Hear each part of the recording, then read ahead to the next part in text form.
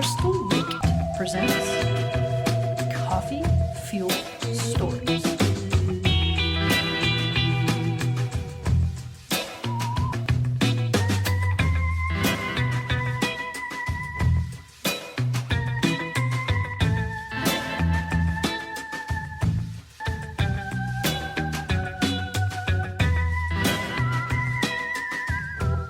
Hello, hello, hello. It's me, Michelle, your host and pocket DJ of Coffee Fueled Stories, a show where storytelling and coffee hang out.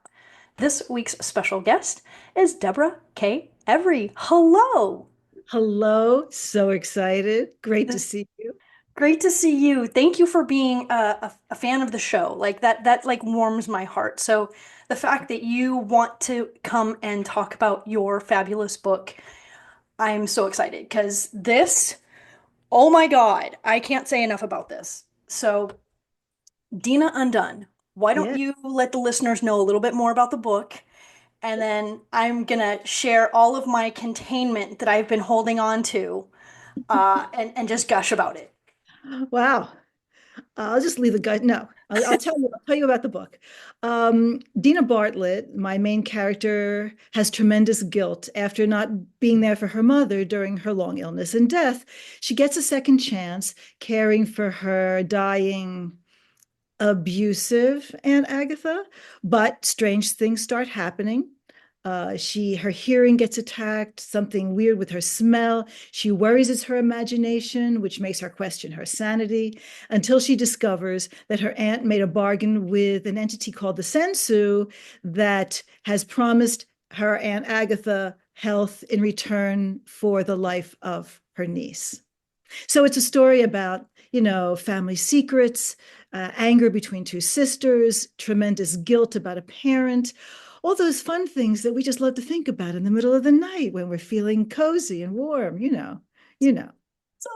Oh my God. So, okay, can I just say, like I said, I just couldn't get enough of this book. I love the pacing of it was like it was perfectly paced. Like it was such an, and I don't mean this like in a, so when again, I'm gushing. It was an easy read because the pacing was quick, but it was a meaty read because of what was in it. And I just loved, I just like it's okay, so here's what I've been containing, and I didn't want to email you. So, all right, here we go. Damn.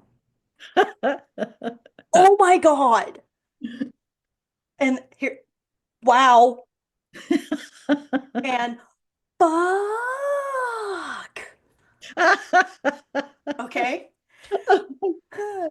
That's hysterical. It's like being with somebody who's listening to something on their ear pods and they're commenting. You have no idea what they're commenting about. You've made my day. You've made my day. You made my day. Your book, like, is I just there's so many things I want to talk about. So, and you know me, I love to talk about food. So we're going to talk about food and coffee, Oh. guilt, familial guilt. So there's difference between guilt, Mm. like feeling guilty for eating a whole box of cookies, right? I've been there.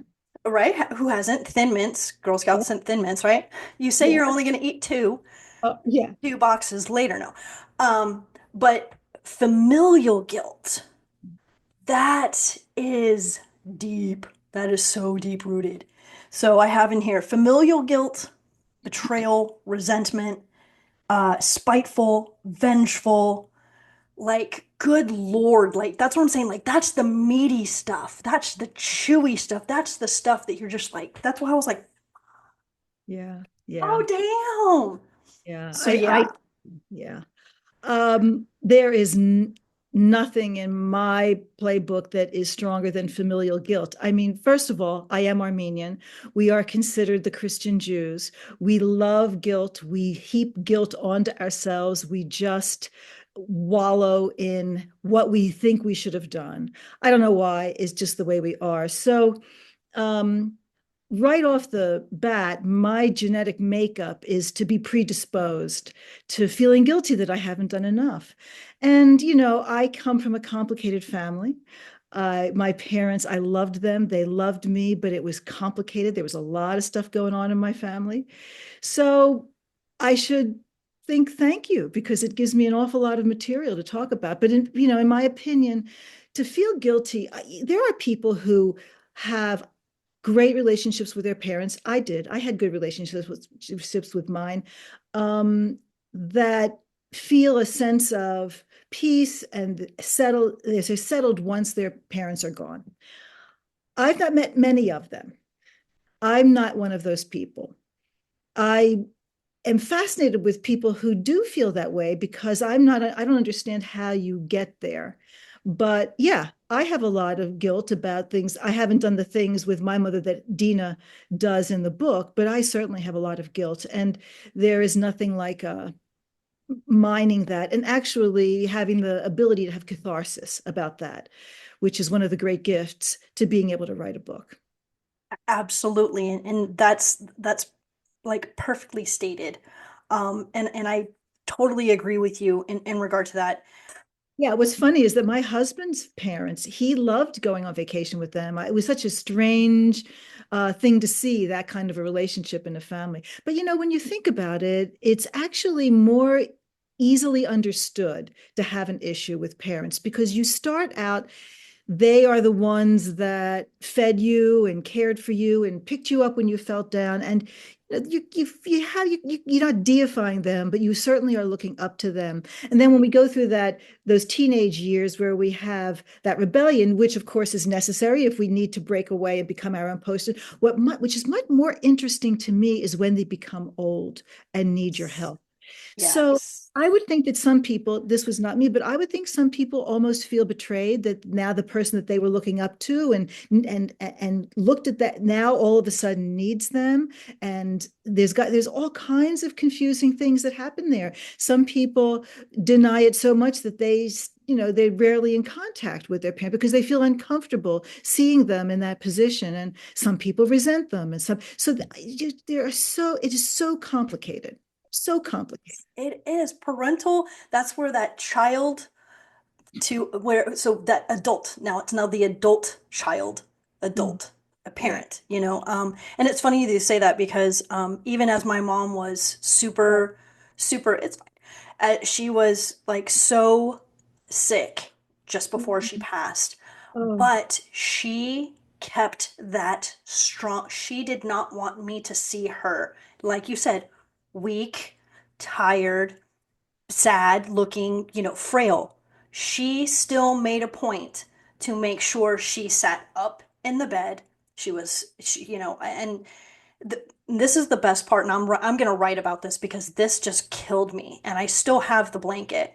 She was in a Marilyn Manson Rob Zombie blanket. I'm not lying. So my mom, who's dying of kidney failure, who's just like a shell of the person that rock that I knew, is laying there, propping herself up, making herself all strong with her little thin arms. And she has this Rob Zombie Marilyn Manson blanket that she's pulling up. And I walked into the room and I was like, Mom, I'm sorry. I'm laughing at the blanket, not you.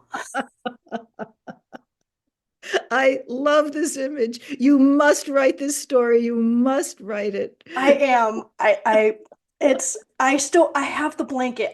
Like, literally, I said, if there's anything that I'm taking the Rob Zombie Marilyn Manson blanket. That's mine. That no one gets that. That's mine.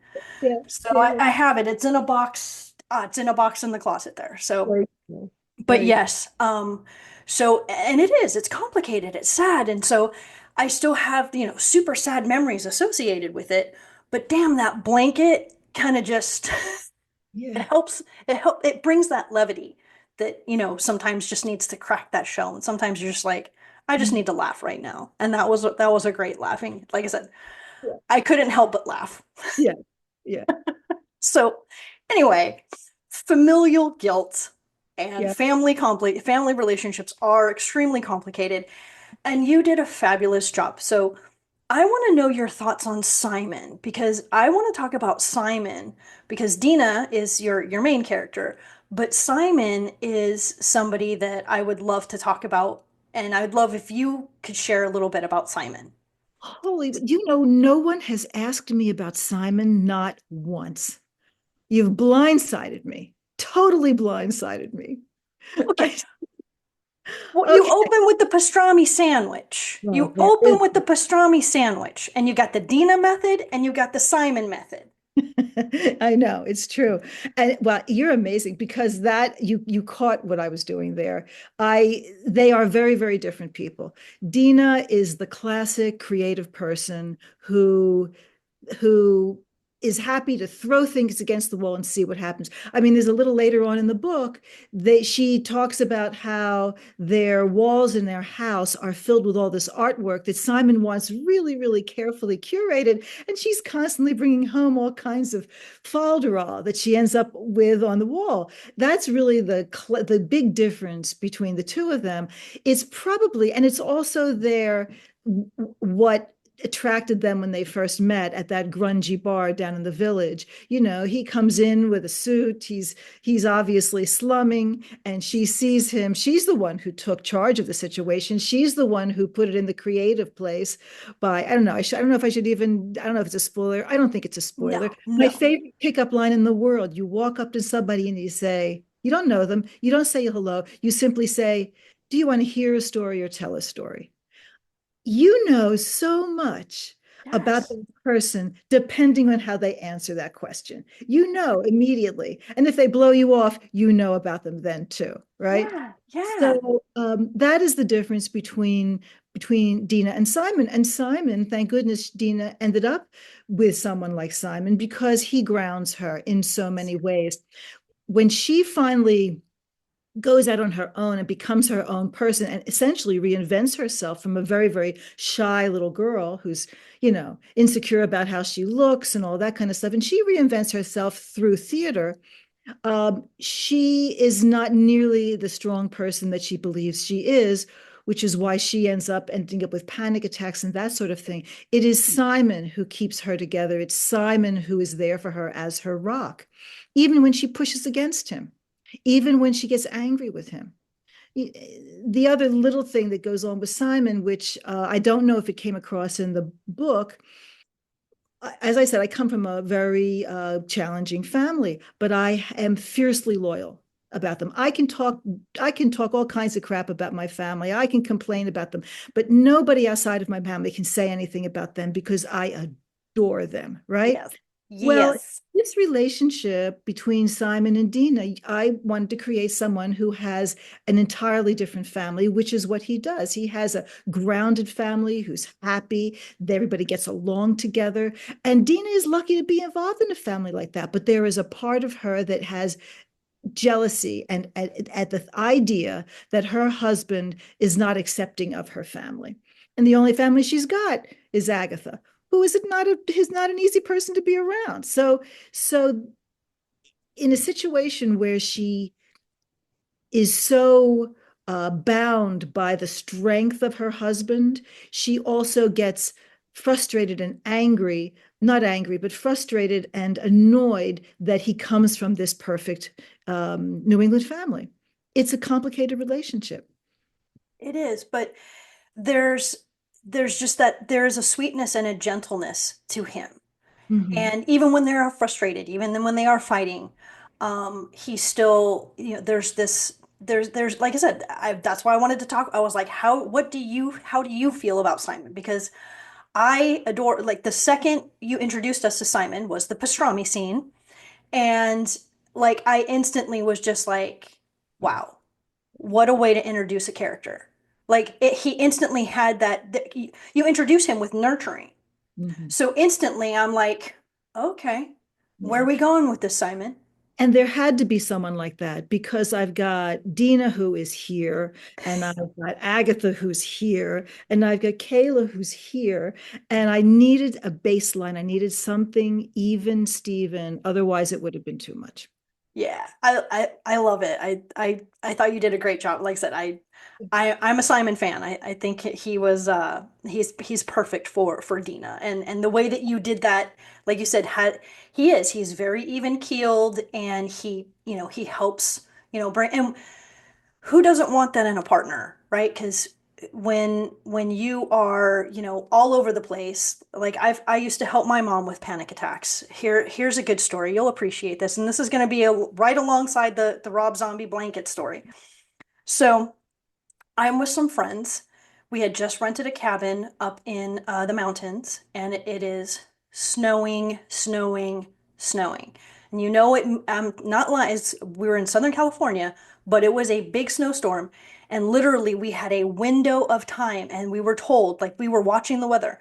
If we didn't leave, we would have been snowed in. And all of us had to go to work the next day. So we were all like, everybody pack up everybody get out now. We've all got to go. Three cars, six ladies, and we were like, 2 hour window. Shit, right? Like this, and we have 2 hours to get down the mountain. Oh, So, my worst nightmare, by the way. Go ahead. right? So there we are, my cute little sports car, on a little mountain road, all packed up, dog, my late wife at the time, my wife at the time, and the phone rings, and it's my mom.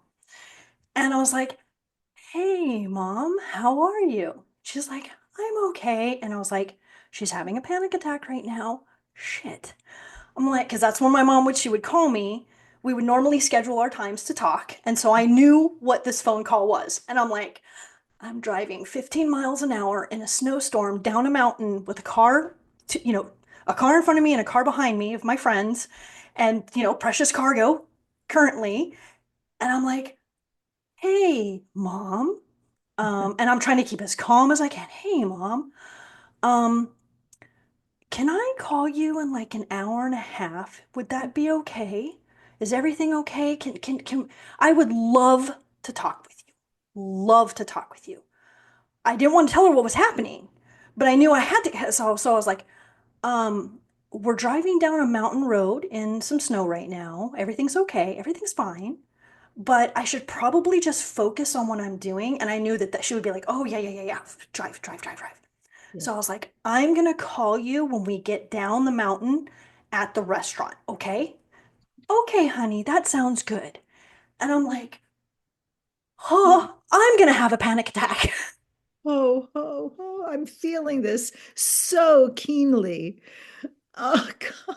Just like, oh. Like literally, I'm like, keep your shit together, keep your shit together, keep your shit together, keep your shit together. So I know how to, I've never had a panic attack, but that was like the first time I ever was like, I think I might have one. Mhm. And so sure enough, I did. We got to the restaurant, everything was fine. I got to the restaurant, I was like, "Hey, how you doing? Everything's good. We're alive. We're safe." So, yeah, I've had to help my mom with her panic attacks, and I've seen them, and it's scary. It scared the crap out of me. So I could relate to, so I could relate to Simon. Like I know like how to, try to help diffuse a situation, if you will. Yeah. Okay. So, Deborah, Yes. I have a few things that I would like to ask you about. And this is why I have notes, because if I don't have notes, like it would just be this unstructured mess of a show. And I do like to have some organization, not a lot, but some, because I want it to be just a chat. But I have questions. So you are an opera singer. I was. Yes, I was. That's so cool. Like, how did you get into that? Well, actually, a more interesting question, I think, is how did I become a writer? Because I was always in music, always, always, as far back as I can remember. I used to play the violin. And then when it became clear that you actually have to practice to do that, I gave that up because obviously singing must be easier, which it wasn't. It was actually much harder. But it was always music for me. And the odd thing is Wow. that I wrote from as far back as I can remember, but it just never even occurred to me to be a writer. That's something that's too hard to do. I'll do something easy like be an opera singer, right? Just so I auditioned around. It's the reason that I ended up in New York because you have to be in New York. I used to work in the brokerage business. I was a bond trader. So I did that to make a living and get myself settled in New York.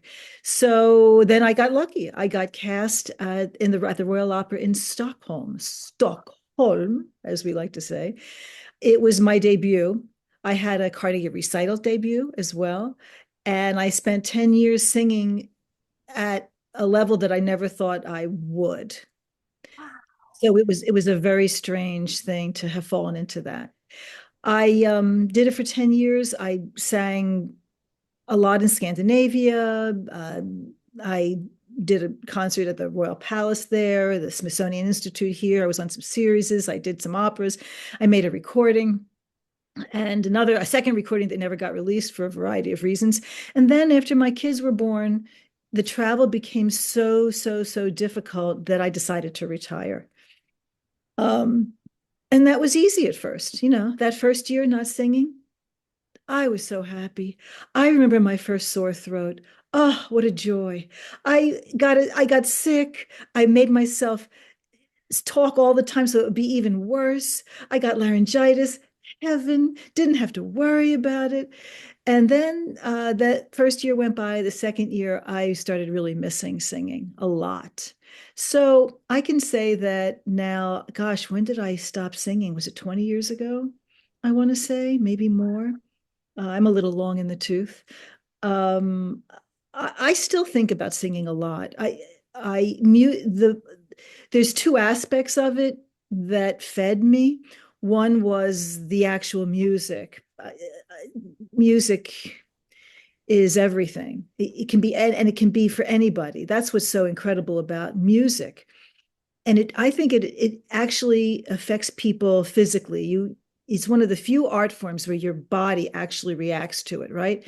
Yeah. That was one aspect of it. The other aspect is performing. There's nothing more addictive than the adrenaline rush of performing. It's not like bullfighting, but it's the same kind of a thing, right? So I don't have that performing aspect in my life anymore. But what writing has given me is the musical one because I approach my writing as I approached my recitals that I built and music is I really layer on top of my writing what I learned as a musician. Uh, And yes, it feels that way. As it Like I said, a violin and a cello, I will be in tears. Those two instruments, and then some wind instruments. Literally, I can be in tears. And it was funny you mentioned actually Mozart's trio. You actually mentioned that's what she's listening to at breakfast time. And Mozart, that's my homeboy. I love me some Mozart. touched by the hand of God. No Yes. question. Yes. And so I went and found a Mozart trio on online. It was on YouTube, and they were playing in a German church. Oh, So I oh, had that playing while I was reading your book. oh my gosh, you're I was brilliant. like, "Ooh." Oh yeah. So Yeah, and then okay, so in regards to one last question about sure. because so opera singing. Do you just like randomly every now and then, like let's say while you're cooking or something, just like belt out a note? I do it in the car. Yeah? Do it in the car. I sing in the car. What's really fun is getting to hear something on the radio that I don't know and singing along with it and seeing if I can do what jazz singers do, which is kind of interesting. There was a moment when I retired from singing opera that I toyed with the idea of being a jazz standards singer. So I hired somebody to come to the house and work with me, and I came to the conclusion that I sounded like shit and I don't want to do that. I'm not going to do that. I'm not going to do that. But it is fun to try and do a jazz riff to something. That's a lot of fun because, then you're kind of writing while you're singing, right? You're Yeah. singing. No, I do it. I'll sing in the shower. I'll sing in the car. And if there's something that I'm listening to, an opera or something, I will probably join in when I'm alone. When I'm alone. It's you can't get that out of your system, man. You just can't. Uh, It's in my That's bone. why that's Yeah. why I asked. I was like, does it just every now and then all of a sudden you just feel that Yeah. note that you just got to get it out. I will say that now that I'm doing the debut, a couple of events and everything, I am feeling the blast of performing by doing some excerpts of my book, and that's kind of cool. So I got a little performing going on there, as long Yeah, as it. absolutely. And if you think about it, because you have such excellent diaphragm control, you know how to breathe and how to, I mean, out of all of the people, like I I'm not exactly like the best orator. Like I can do training, I can teach you because that's what I did. I did corporate training. So I can stand in front of a group of people and I can talk about something and things of that nature. But if I had to read, like I'm terrified, like to read a book passage. Like that terrifies me because you have to hit the pacing right, you have to breathe right, you have to make sure that your lips, and so I'm like, out of all of the people to do that, you're perfect. And I've gotten to be in my bonnet to uh, I have this one excerpt that I'm going to be doing at a launch party that I got going on in a couple of weeks. And I'm also doing Horror Reader Weekend a week after that. I've gotten this bee in my bonnet to do it off book. God damn it. I'm not reading the goddamn thing. And because I had gone to some um, events that horror writers in New York had thrown. And there's this guy, Teal Glynn, who used to perform at Renaissance fairs. And he's a stunt man, was a stunt man. And he did a couple of things off book. It made all the difference in the world. Oh my God. He's looking at the audience, he's being a part of the character. And I thought, that's what I want to do. That's what I want to do. So, story slams would be fun. I want to check out story slams. That would be a blast, I think, to do that too. Yeah. Very cool. This popped into my head as you were talking about Sweden and Stockholm. So, did you learn any Swedish? No, I did learn a song by rote about a herring that gets captured and blows heart-shaped bubbles in the jar of pickling stuff.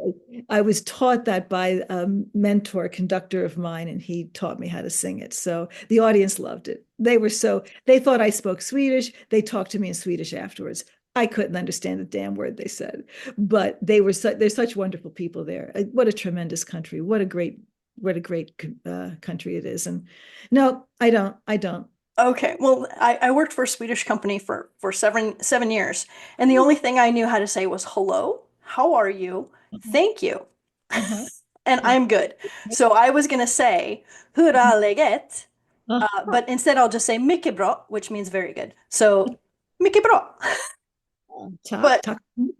there you go, tack så mycket. See, Aren't we amazing? we We're are. talking Swedish. We're doing Hey, hey. I love it. Okay, so we have to talk about food because food plays a major part in your book. Um, and I get very excited. One thing I don't like is when characters, speaking of Swedish, the very first time I really paid attention to when characters were eating was I was reading the Millennium series, the right. girl with the dragon tattoo. And I was like, these people drink a lot of coffee and they eat a lot of sandwiches. And that's kind of when I first started picking up on characters eating and drinking. Like, Mhm. so, like I said, the opening, the pastrami sandwich. Oh, do you, Makes you want the sandwich, right? You want that sandwich, oh my right? God. I was like, seriously, I'm like, Deborah, you're killing me. You're opening with food. Like, Yeah. I was so hungry when I was reading your book. Food means everything to me. I'm Armenian. Everything, everything, everything. And yes, thank you for saying that. So you have the pastrami sandwich. Mhm. There's a lot of coffee. She drinks coffee and she talks about coffee. And then there's also cappuccino. They go to the coffee shop and they have cappuccino. Yep. And the See? pasta primavera. When you Mhm. were describing that scene with the pasta primavera, I was like, I want to hang out with Dina and Simon right now. Yeah, yeah. It's a food thing. Yeah. Yeah. And now you do have them drinking some gin and tonics, vodka. I love that you have like the cocktails in there. So do you have a do you like to have a cocktail before you have dinner? Like what's your story? What are you and your husband like Simon and Dina? Duh. I had Come a on. feeling. Oh my God. Can I No, come over? yes, come over. Yes. Yeah, we do love to have people over. We love to entertain. We've had some fantastic dinner parties here. It slowed down during COVID, which made me sad. And during that time, several of our closest friends moved away to not because of COVID. So we've really slowed down in our entertaining, which kind of makes me sad, but that's kind of the way it goes. Maybe it'll pick up again. I love having a cocktail. My drinks of choice in the summer are gin. I'm a basic girl, gin and tonic in the summer, scotch straight up in the winter. I kind of leave it at that. I don't do the cocktails. And wine with dinner, red wine. I'm a red wine girl. And yes, coffee. Yes, coffee. Yes, coffee. So, I you know, yes. yeah, food is a very important part of our lives, and we really love to cook. My husband cooks as well. He's really, really a good cook. So, and we've taught our kids to cook. I have a 34-year-old and a 30-year-old, and they both cook. So, yeah, absolutely. Nobody's going to starve. I love that. And like I said, the fact that you always had your characters eating it made me and even Kayla, little shy Kayla, and I don't know if we might have to cut this out because I don't know if this is going to be a spoiler or not. But I wanted to ask you, why did you choose to have Dina when she goes to be with her aunt and they're at the restaurant and finally she gets the nerve to order and you have her order frog legs? Is Oh, there a significance of that dish? true story. That's a true story. That's exactly what happened with me the first time I went to visit my Aunt Mary, which this is loosely based on. I didn't want to order something that was plebeian. Is that the right word? Something that I needed to order something that she wouldn't think I was adult or a country bumpkin. So I ordered frog legs. I found out later that she thought that was the weirdest thing to order, and she did not approve of my ordering frog legs. But at the time, it seemed like a very sophisticated. And I can tell you, it tastes like chicken. It tastes like chicken. But there are actually in this book whole sections of my life, moments with my aunt, conversations with my aunt and my father, although I attribute it to my aunt, that were taken word for word as I remember them and placed into the book. People who know me, I think it would be fun for them to do an Easter egg hunt and see if they can guess which ones were the true stories and which ones were not. But that happens to be a true incident for sure. That that is awesome. And You just don't find frog legs on a menu anymore. It's very simple. you don't. So that's why I was curious to know frog legs. That's why. Have you? Actually, the scene at Maxwell's Plum actually happened as well. When I was 15, she took me there. The seeing hair and the naked thing here, she took me to that when I was 15, and my father found out. He was furious. So there's a lot of true things. How could I not write a book? How could I not write a How book? could you not? That's what I'm saying. Like these are fabulous stories. These are fabulous stories. And speaking of which, the way that you the way that like I said, the weaving of the back and the forth of time and it was I felt I really don't know a lot about New York, especially like like the classic New York. I love Sex and the City. I don't know how New York that is. I don't know if that's a terrible thing to say to a New Yorker, so I apologize. But I loved that show. I watched it many times. I've only been to New York once, so I have a very limited view. But as I was reading your book, I felt Dorothy Parker. I felt New York Magazine. I felt, I don't know, the arts, Broadway. I have a great love of New York. I lived in New York for many years. It's where I met my husband. I still go in all the time. I'm mad for New York. This was every bit as I wanted New York to be another character in my book. You are actually the only person who has picked up on that, which is a testament to you, I just have to say. But it was very important for me to have New York a part of the book. And I was keen on seeing New York in three different decades. I wanted to see it in the 60s, the 70s, and the 80s because it really changes. And then, Yeah. of course, we then see it in the present. Um, I will share with you, nervous about the flashbacks. I was nervous about the flashbacks and I was nervous with my interlude because when you're in a writing group, you're told to never write a flashback because nobody wants a flashback. And I took them all out at one point. I got rid of them all. And my publisher, who had seen a draft with those flashbacks, said, "Why did you do that?" Because it's great. So I put them back in. And yeah, so I'm glad that I did because you not only get to see New York and it becomes this character that I hope is appealing for people who not only don't live in New York, but people who are from New York. I'm hoping that they recognize things that they're surrounded by. But I've lost my train of thought and it's gone. It's okay. It happens. I went down a road and it took me to a new place. And that's Um, okay. And Yeah. like I I'm said, sorry. And now I do yeah, remember.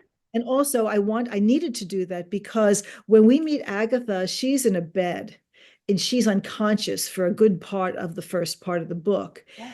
You don't get a chance to see the place she came from and the relationship that Deena had with her so that you can then understand how that relationship changed over time.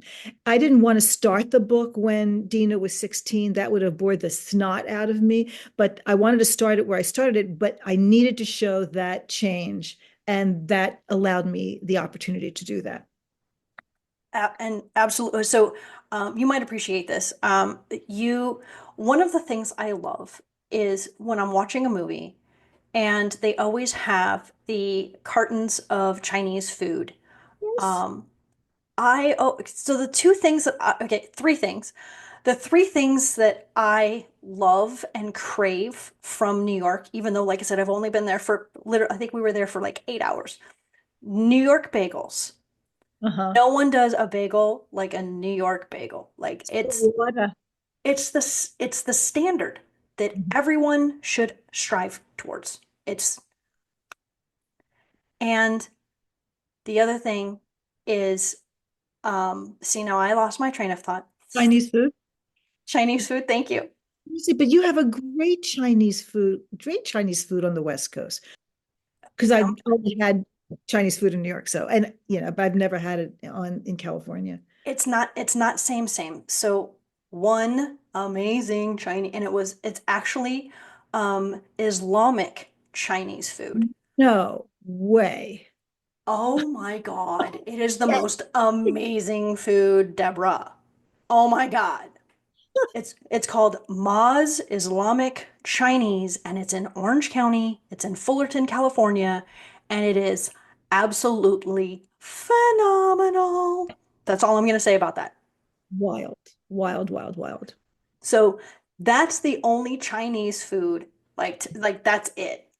But getting back to the point about the Chinese containers, and the only other thing that like we can't get here, pizza by the slice, New York pizza by the slice. So I'm telling you, I love being West Coast, but there's certain things that we just don't do right, and that's a New York slice of pizza. Yeah, I mean, come on. You're walking down the street, you get a little hungry, you want something quick, you go in, you Yeah. get a slice. And Yeah. you're right. There is something really specific about Manhattan pizza. And I'm not saying New York, because I live in upstate New York now, and you get pizza. I didn't remember until I happened to order pizza in the city when I was there one day. I didn't realize how different it was because I had been away from it for a while. I don't know what it is. Is it the dough? Is it the sauce? I don't know what it is, but there's nothing. Nothing like the only thing I didn't we didn't make it to Coney Island, so I didn't have a Nathan's hot dog. But someday I do hope to have a Nathan's Coney Island hot dog. But damn it, the one thing we did was we made sure that we had a New York slice of pizza because like I said, You did this everything you had to do. we You did. tried, we tried. We had 8 hours before we had to catch the next plane. So, but nonetheless, so can I just say that the fact that you had the food the familial guilt, like you just, like I said, this book was just, it was delicious. It was delightful. It was terrifying. It was beautiful. It was tragic. It was like I said, I can't say enough about the book, and Thank you. I loved every aspect of it. So you nailed it. Like it's awesome. Chef's Means kiss. means everything. Thank you. Very. I'm I'm I'm blushing. I'm speechless. So I know you just started. This is the first one, but if you decide to do more, Yeah. you have a fan is where I'm going with that. I have So one I'm working on right now that is an alternate biography of someone very famous that I'm so excited about. I'm 15,000 words in. I thought I'd get it done by the end of the year. That's not going to happen, but I'm damned excited about it. And no, I'm not going to tell you who it's about. that's the surprise that I will wait for. And like I said, it was thoroughly entertaining, thoroughly I enjoyed it. I couldn't get enough of it. And what's interesting was I wasn't expecting the horror aspect. So you kind of opened up with a little bit of the horror, and then you kind of gave us some story, and then you brought us back into horror. And like I said, it was just this, I don't know, just the way that you had you would weave everything. Um, I was I tuned into the Galactic Terrors the other night. That was fun. It was, you had mentioned the word scare map. I did do a scare map. I did. And I want to, so do you have a few minutes to talk about that before we Sure, we wrap up? you bet. So I had never heard the scare map. And then when you were talking about it, I was like, oh my God, so please let the listeners know, what is a scare map? Well, I made it up. I don't have a Okay. scare map. Well, first of all, I'm a pantser. I don't outline, which has its pluses and minuses. And I'm a new writer. I actually didn't start till like 5 years ago, so I'm feeling my way. I finished the first draft, and it occurred to me what was important to me was that there would be a ratcheting up of tension until we got to what I like to call the gallop to the end. When things just start to explode, and then you can't stop it now. It has to go on its own, right? But you have to lead up to that. And I felt that in order for that gallop to the end to really land, I couldn't have anything too crazy in the very, very beginning. You wanted to you want to keep having more. So I read my first draft, and I knew that there were parts that fell short and there were parts that were too scary. So I decided to make a scare map. And I put together a graph on a yellow pad, and I numerically graphed any scary moment that I had so that I could see which way it went. And you see this, it's sort of like, it looks like a financial chart I of, was of, just of gonna say, that's very financial of you. yes. Why, yes, it was. I'm a professional. and and so when I was done, I saw the scare map. I realized that some of it is all the way up here. It should be kind of more down here. And I adjusted, and it was very cool. In a way, it was like outlining backwards when you get right down to it. I was telling my son, who is an editor at Field and Stream, and he is a big proponent of outlining. He's annoyed that I don't outline. I'm sorry, I don't mean that. He's very supportive. But when I shared with him that I did this, he said, "Yeah, Mom, actually, that some people would call that making an outline." Just so you know, just so you know. So yes, maddeningly right. He's maddeningly right. So yeah, That's uh, adorable.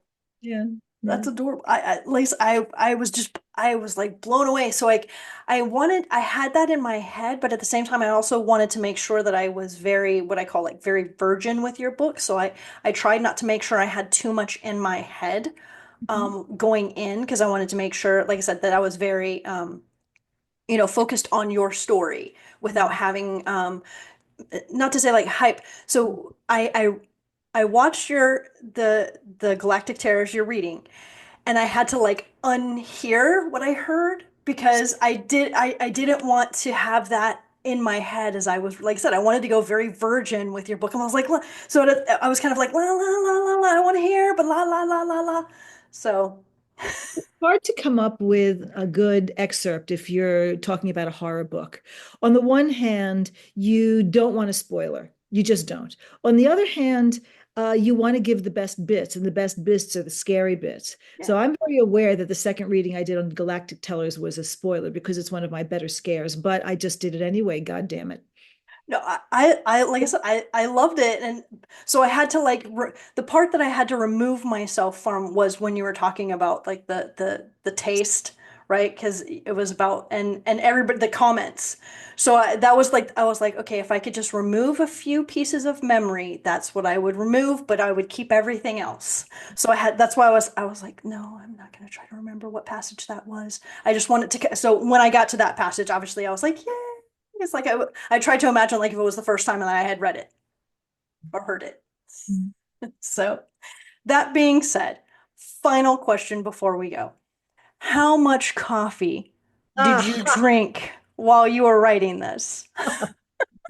I was waiting for that. I drank a shitload of coffee in the morning. I had to cut myself off round about 12 o'clock because if I continued on, I would have been up all night long, which is interesting because I was up all night long anyway. So I don't know who I thought I was kidding. Yes, I am a big fan of coffee. I can't live without coffee. I make sure my coffee mug is, and you see, this goes in so that it kind of holds the heat just a little bit. Just yeah, I drink a lot of coffee, a lot of coffee. I love it. I love it. So, on that final note, all I can say is thank you so much for hanging out. Thank you for sharing your fabulous book. Like I said, when I was done, I just was like, oh my God, it's like, I want to say I want more. Like I was happy that it was over, but at the same time, I'm like, I want more. So, like I said, I can't say enough about it. I'm a fan. You've got a fan in me, so I wish you nothing but the best. And where can listeners find your fabulous book? It's sold anywhere that books are sold. You can get it on Amazon, Goodreads, Barnes and Noble. So yeah, you can get it. It is in paperback, Kindle, and you can get it on Audible if that is your jam. Yeah, so you can find it. Just put Deena Undone by Deborah Every, and you'll find my book. Awesome. And then, if you would please send us off with the tagline of "Go forth and be magical." Can I ask you to is it okay if I ask you to sing it opera like? Wow, you're putting me on there. Okay, go forth and be magical. Singing wise. Yeah. Okay. Go forth and be magical. Go forth and be magical. That's it. That's all you got from me. I wasn't ready. I need to do it again. Thank you so much.